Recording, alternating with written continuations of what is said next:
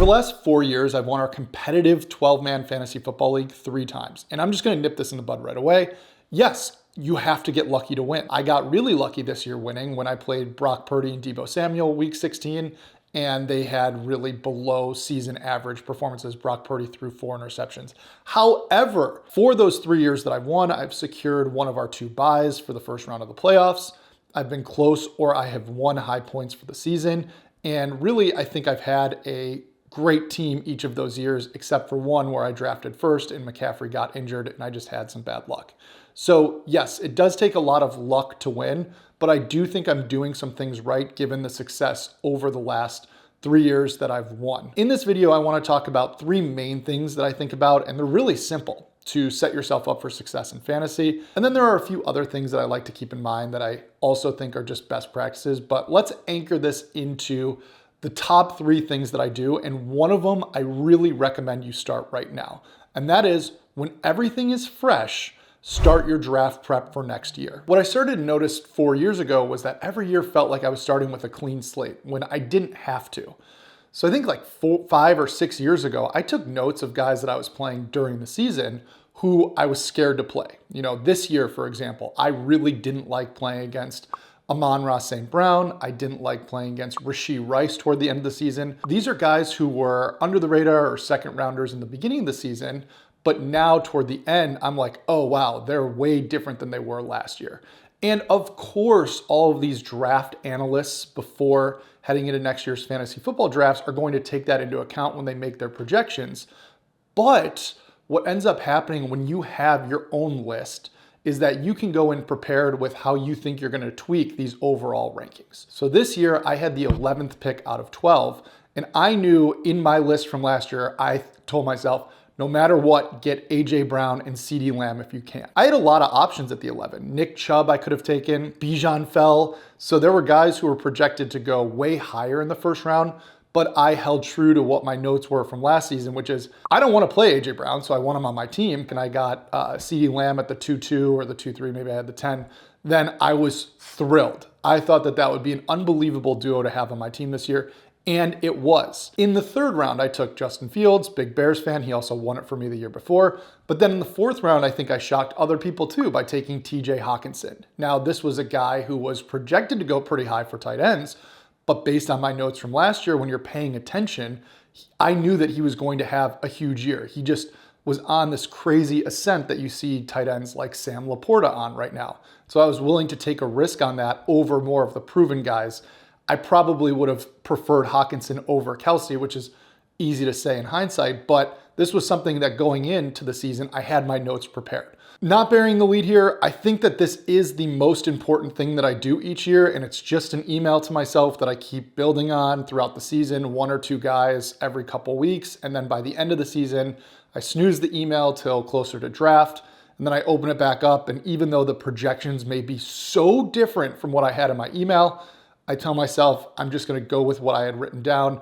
And the last 2 years I've won, I've had D- grades from Yahoo. So nobody thinks these teams are gonna be good, but then they end up being championship teams. The next most important thing that I do is I try to take all emotion out of who I'm going to start. And you can do this by looking at a betting app. So if I'm between 2 guys, let's say Ty Chandler toward the end of the season who I had picked up, and even a guy like Zach Moss if he were healthy, what I would do is I would go into DraftKings and I would look at what their over-unders were.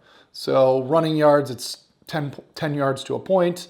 If Zach Moss had 60 and Ty Chandler had 50, DraftKings is assuming that one's gonna get 6 points and one's gonna get 5 points from rushing. You can also use simple math to learn what DraftKings projects the probability of a touchdown to be.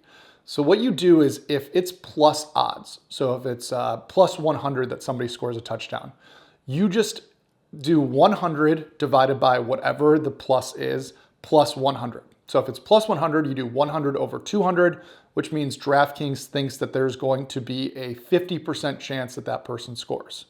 If it's plus 200 in the DraftKings app for an anytime score, then you do 100 over 300. And that means that DraftKings or Vegas thinks that there's going to be a 33% chance that they score. Then I would take that number and I would multiply it by 6. So In this case, maybe Ty Chandler is expected to do less rushing yards, but if Zach Moss is a plus 300 to score, it would be 25% of 6 points or 1.5 points. And if Ty Chandler is 100 to score, that's 50%, which means it's 3 points. And ultimately, I would end up starting Ty Chandler. This is extremely useful. You can get it for over/under on receptions if you're doing PPR. And it helps me use Vegas, who is the best at this. Better than all these fantasy apps. Vegas draws these lines up as fair as they can get.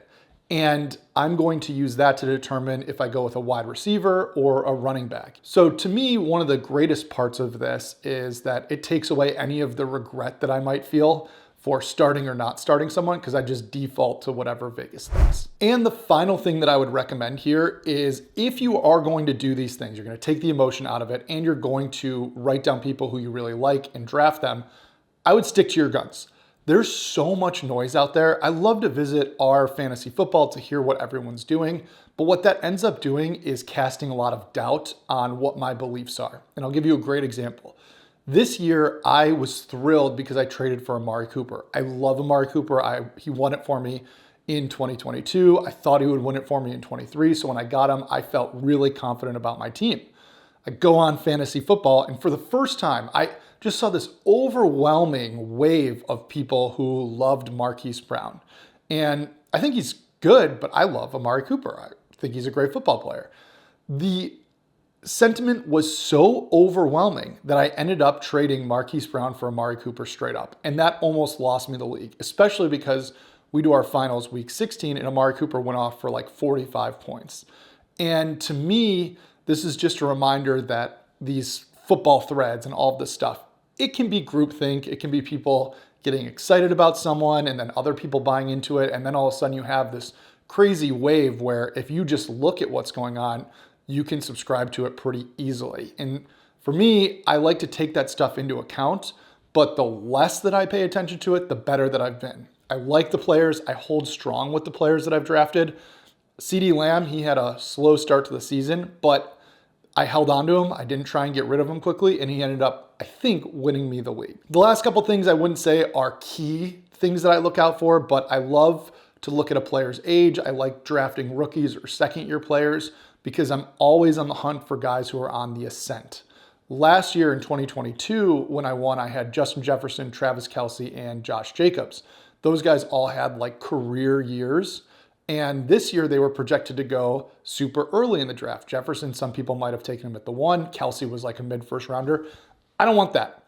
Guys who are getting older, who have already hit their career highs, I'm nervous to draft them so early because it's just really difficult to keep up that momentum. There are guys who are younger who might be able to do it, like CeeDee Lamb, Tyreek Hill, who are still on this ascent, but especially over 26, 27, it gets tough for me to justify someone who's coming off of a career year to bet on them again instead of opting for a person who has potentially more upside or is on the ascent. Anyway, I hope you found these tips helpful. Maybe you get started right now with just a simple notes list of the players that you like and then remind yourself before draft next year to take a look at it. I promise you, I guarantee you, whether it wins you the fantasy title or not, you won't be disappointed that you did it because you'll come up with your own draft prep from when things are live. Good luck with everything, and I hope to see you in the next one.